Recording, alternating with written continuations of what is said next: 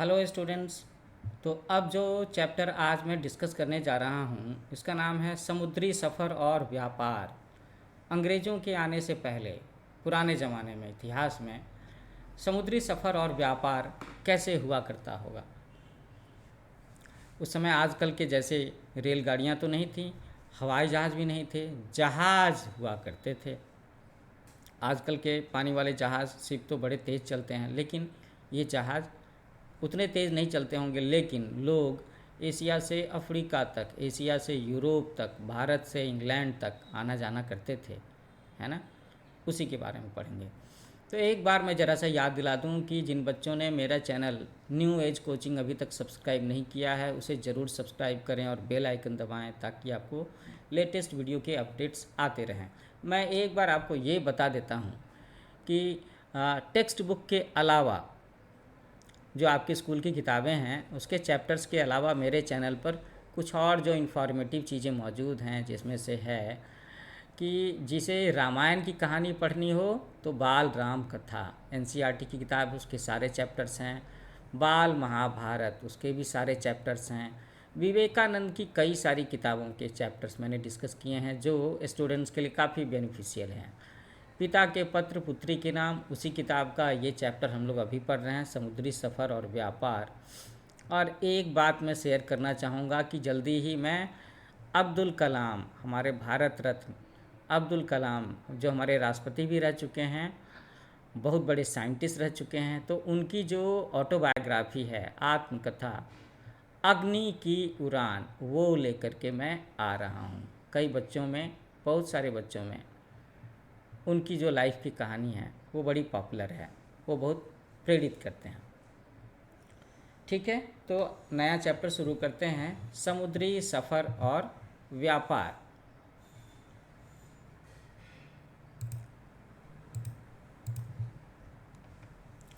Phoenician भी पुराने ज़माने की एक सभ्य जाति थी। तो लो, एक और सभ्य जाति का नाम आ गया फिनीशियन।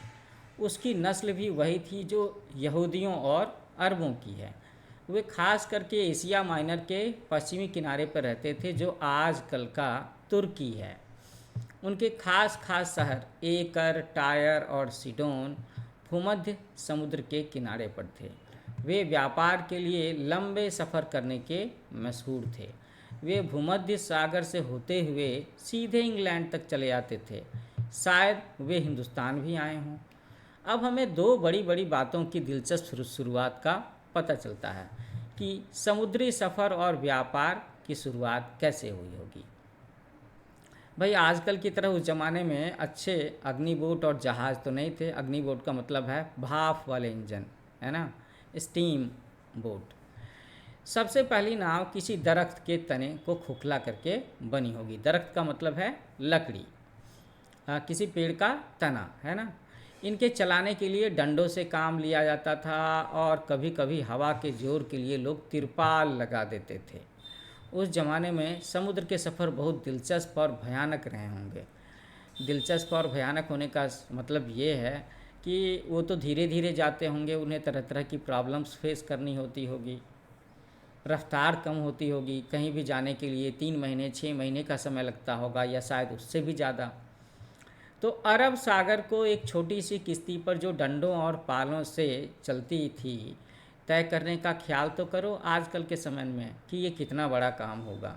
उनमें चलने फिरने के लिए भी बहुत कम जगह हुआ करती थी और हवा का एक हल्का सा झोंका भी उसे तले ऊपर उठा कर देता है। अक्सर वह डूब भी जाती थी। खुले समुद्र में एक छोटी सी किश्ती पर निकलना बहादुरों का काम था।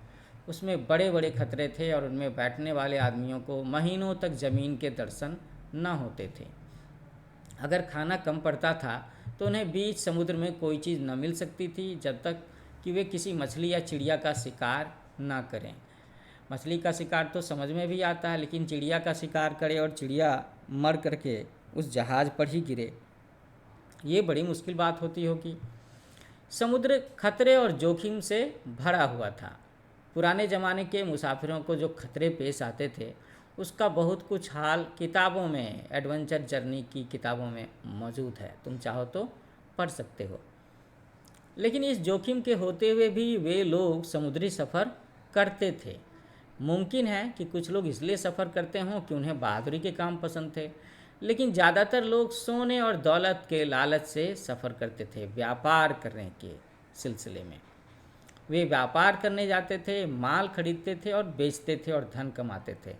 अक्सर वो ऐसा करते थे कि अपने देश की कोई चीज़ लेकर के जाते थे, उसे दूसरी दुनिया में बेचते थे, और दूसरी दुनिया की कोई चीज़ लेकर के आते थे, उसे अपने देश में बेचते थे। तो व्यापार है क्या? आज तो तुम बड़ी बड़ी दुकानें देखती हो, उनमें जाकर के अपनी ज़रूरत की चीज़ खरीद लेना कितना आसान है। और जब मैं ये लेक्चर रिकॉर्ड कर रहा हूँ तो उस ज़माने में तो ये काम और भी आसान है। बस मोबाइल चलाओ, अमेजन से, फ्लिपकार्ट से ऑर्डर करो, चाहो तो एडवांस पेमेंट करो, चाहो तो डिलीवरी के समय पेमेंट करो, और तीसरे पाँचवें दिन वो सामान आपके घर में आता है। दुनिया भर में कहीं से भी सामान खरीद सकते हो। लेकिन आजकल के समय में तो ऐसा होता है, पुराने ज़माने में कैसे होता होगा? क्या तुमने ध्यान दिया है कि जो चीज़ें तुम खरीदते हो वो आती कहाँ से हैं? तुम इलाहाबाद की दुकान में एक साल खरीदती हो, वहाँ कश्मीर से यहाँ तक सारा रास्ता तय करके वो सामान आया होगा।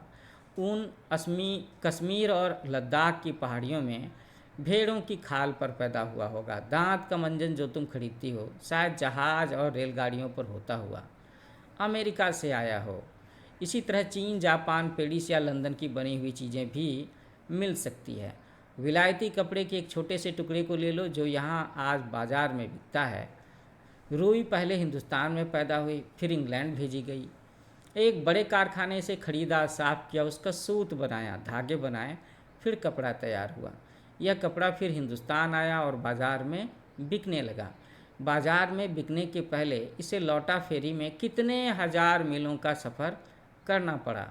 तो ये नादानी की बात मालूम होती है कि हिंदुस्तान में पैदा होने वाली रुई इतनी दूर इंग्लैंड भेजी जाए, वहाँ उसका कपड़ा बने और उस कपड़े को वापस यहाँ भारत में लोग खरीदें।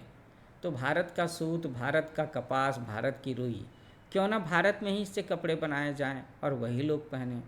तो ऐसा होता था, कम पैमाने पर होता था। लेकिन इंडस्ट्रियल रिवॉल्यूशन इंग्लैंड में हुआ तो बड़ी बड़ी फैक्ट्रियाँ वहाँ थीं। तो उसके बाद से ऐसा हुआ कि वो सूत दूसरे देशों से ख़रीद लेते थे, अपने यहाँ कपड़े बनाते थे और वो कपड़ा दूसरे देशों में बेचा करते थे। भारत के कारीगर अगर अपनी मशीनों पर यहाँ के सूत से, कपास से कपड़े बनाते थे तो अक्सर उसमें समय ज़्यादा लगता था, इसकी वजह से वो महंगा होता था, और इंग्लैंड की फैक्ट्रियों में बना हुआ कपड़ा सस्ता बिकता था। यहाँ आप एक जहाज़ की तस्वीर देख सकते हो कि कैसा था उस समय का जहाज़, है ना।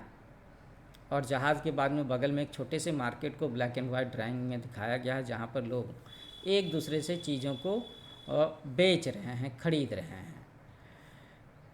तो ये जो बात हुई कि भारत का सूत इंग्लैंड में जाए, वहाँ कपड़े बने और फिर हिंदुस्तान में आए, तो इसमें कितना वक्त, रुपया और मेहनत बर्बाद हो जाता होगा। अगर रुई का कपड़ा हिंदुस्तान में ही बने तो वह ज़रूर ज़्यादा सस्ता और अच्छा होगा। नेहरू जी कहते हैं कि तुम जानती हो कि हम विलायती कपड़े नहीं खरीदते, हम खद्दर पहनते हैं, खद्दर, खादी। क्योंकि जहाँ तक मुमकिन हो अपने मुल्क में पैदा होने वाली चीज़ों को खरीदना अक्लमंदी की बात है, क्योंकि इससे जो फ़ायदा होगा भारत के किसानों को होगा, भारत के कारीगरों को होगा। हम इसलिए भी खद्दर खरीदते और पहनते हैं कि उससे उन गरीब आदमियों की मदद होती है जो उसे काटते हैं और बुनते हैं। तो अब तुम्हें मालूम हो गया होगा कि आजकल व्यापार कितनी पेचीदा चीज़ है, कितना कॉम्प्लिकेशन है इसमें। बड़े बड़े जहाज़ एक मुल्क का माल दूसरे देश को पहुंचाते रहे हैं, लेकिन पुराने ज़माने में ये बात न थी। जब हम पहले किसी एक जगह आबाद हुए तो हमें व्यापार करना बिल्कुल ना आता था। आदमी को अपनी ज़रूरत की चीज़ें खुद से बनानी पड़ती थीं। ये सच है कि उस वक्त आदमी को बहुत चीज़ों की ज़रूरत न थी, उसकी लाइफ बड़ी सिंपल थी, जैसा मैं तुम्हें पहले कह चुका हूँ। उसके बाद जाति में काम बांटा जाने लगा, लोग तरह तरह के काम करने लगे और तरह तरह की चीज़ें बनाने लगे। कभी कभी ऐसा होता होगा कि एक जाति के पास में एक चीज़ ज़्यादा होती होगी तो दूसरी जाति के पास में दूसरी चीज़ ज़्यादा होती होगी, इसलिए अपनी अपनी चीज़ों को बदल लेना उनके लिए बिल्कुल सीधी बात थी। और ये उस समय की बात है जब दुनिया में सिक्के का, नोट का, करेंसी का प्रचलन नहीं था। फॉर एग्जाम्पल कि एक जाति एक बोरे चने पर एक गाय दे देती होगी। उस ज़माने में रुपया न था, चीज़ों का सिर्फ बदला होता था, तो इस तरफ बदला शुरू हुआ। इसमें कभी कभी दिक्कत पैदा होती होगी कि एक बोरे चने या इसी तरह की दूसरी किसी चीज़ के लिए एक आदमी को एक गाय या दो भेड़ें ले जानी पड़ती होंगी, लेकिन फिर भी व्यापार तरक्की करता रहा। जब सोना और चांदी निकलने लगा तो लोगों ने उसे व्यापार के काम में लाना शुरू किया। उन्हें ले जाना ज़्यादा आसान था क्योंकि ये चीज़ें कम वज़न की होती हैं, लेकिन इसकी वैल्यू ज़्यादा है, कीमत ज़्यादा है ना। आप समझ लो कि 1 लाख रुपए की रुई ले जाना हो तो ट्रक की ज़रूरत पड़ेगी, और 1 लाख रुपए का सोना लेकर के जाना हो तो पता चले कि किसी छोटे बच्चे के बैग में भी हम उसे रख कर के ले जा सकते हैं, है ना। कमाल की बात।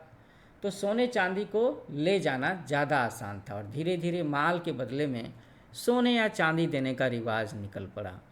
जिस आदमी को पहले पहल ये बात सूझी होगी वो कितना होशियार रहा होगा।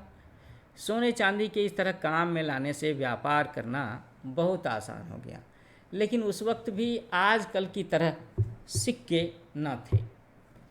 सोना तराजू पर तौल करके दूसरे आदमी को दिया जाता था। उसके बहुत दिनों के बाद सिक्के का रिवाज हुआ, और इसे व्यापार और बदले में भी सुविधा हो गया, आसानी हो गई, क्योंकि अब तौलने की ज़रूरत ना रही, क्योंकि सभी आदमी सिक्के की कीमत जानते थे। आजकल सब जगह सिक्के का रिवाज है, लेकिन हमें ये याद रखना चाहिए कि ये नीरा रुपया हमारे किसी काम का नहीं है।